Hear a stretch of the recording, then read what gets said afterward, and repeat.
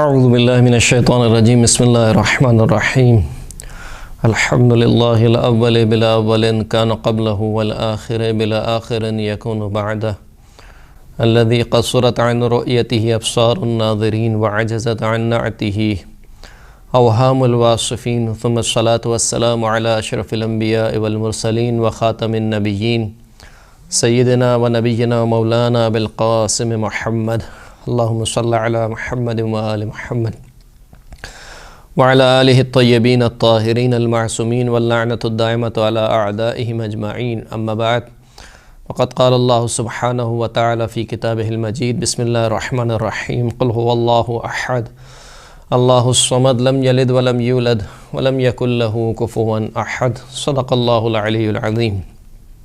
سامعین کرام، گزشتہ گفتگو میں ہم نے اس سورہ مبارکہ توحید کی پہلی آیت کے متعلق کچھ معروضات آپ کی خدمت میں عرض کیے. دوسری آیت میں خداوند کریم ارشاد فرما رہا ہے کہ اللہ الصمد، کہ اللہ صمد ہے. صمد کسے کہا جاتا ہے؟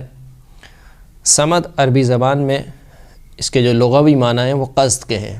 صمدہ ای قصدہ، یعنی جس کا قصد کیا جائے، جو قصد کرے. اگرچہ کہ اس صمد کے بہت سے معنی مفسرین نے ذکر کیے ہیں، لیکن اس کا جو اصل معنی ہے وہ یہی ہے.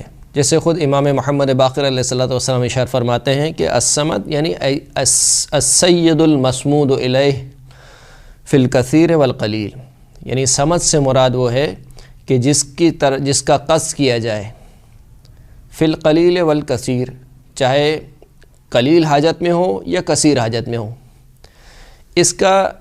اس معنی کا جو ملازمہ بنتا ہے وہ بے نیازی ہے. جیسے کہ ہم دیکھتے ہیں کہ اس سورہ کا جو ترجمہ کیا جاتا ہے اس میں ترجمے میں یہ لکھا جاتا ہے کہ اے حبیب آپ کہہ دیجئے کہ اللہ ایک ہے اور وہ اللہ بے نیاز ہے. یہ جو بے نیازی کا معنی کیا جاتا ہے در حقیقت یہ اصل معنی نہیں ہے صمد کا. صمد کا جو لازمہ نکلتا ہے وہ بے نیازی ہے. جب تمام کے تمام خلائق اللہ کا قصد کرتی ہے، یعنی اللہ سے اپنی حاجتوں کو طلب کرتی ہے، تو اس کا مطلب یہ ہے کہ خداوند کریم بے نیاز ہے، وہ کسی کا قصد نہیں کرتا. تمام کی تمام خلقت چاہے اپنے وجود میں چاہے اپنی حاجتوں میں اللہ کا قصد کرتی ہے، لیکن اللہ کسی کا قصد نہیں کرتا. اس کا مطلب یہ کہ اللہ بے نیاز ہے. ایک اور معنی بھی روایت میں ذکر ہوئے صمد کے، اے لا جوف لہ. صمد وہ ہستی ہے کہ جس کے اندر کوئی جوف نہ ہو. جوف سے مراد کیا ہے؟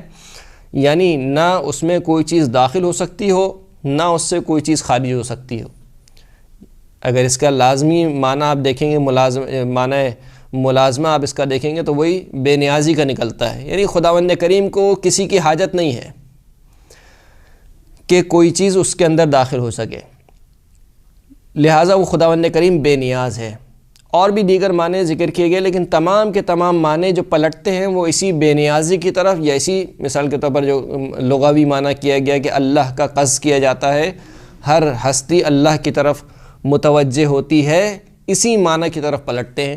اور بھی جتنے معنی اس کے ذکر کیے گئے، مثال کے طور پر ایک معنی یہ ذکر کیا گیا کہ روایت میں ہے کہ اللہ الصمد ای سید المطاع، یعنی وہ سردار کہ جس کی اطاعت کی جائے، فیما آمرہ و نہاہ، ہر اس چیز میں کہ جس کا اس نے حکم دیا ہے اور ہر اس چیز میں کہ جس کو اس نے منع کیا ہے.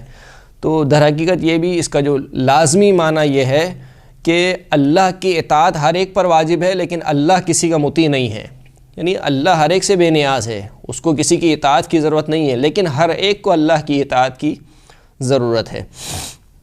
تو یہ اللہ الصمد یعنی اللہ بے نیاز ہے. یا ایھا الناس انتم الفقراء الی اللہ واللہ هو الغنی الحمید. کئی آیات میں خداوند کریم نے جو اپنی صفت بیان کی ہے وہ غنا کو بیان کیا ہے، یعنی غنی ہونے کو، بے نیازی کو، کہ اے لوگو تم سب کے سب اللہ کے محتاج ہو، لیکن اللہ ہے جو بے نیاز ہے. یعنی اگر کسی ہستی کو مطلقاً بے نیاز کہا جا سکتا ہے تو وہ فقط خداوند کریم ہے. اس کے علاوہ جو بھی ہے وہ اللہ کی طرف نیاز رکھتا ہے. یعنی چاہے وہ اشرف مخلوقات اور افضل مخلوقات ہی کیوں نہ ہو، وہ بھی اپنے وجود میں اپنے کمالات میں اللہ کی محتاج ہے.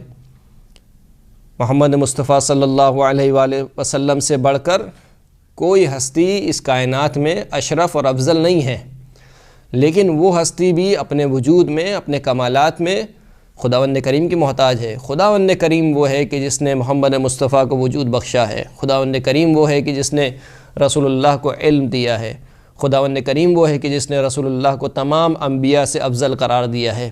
تو یہ افضلیت، یہ فضیلت، یہ کمال، یہ علم، یہ قدرت سب کے سب اللہ کی دی ہوئی ہے۔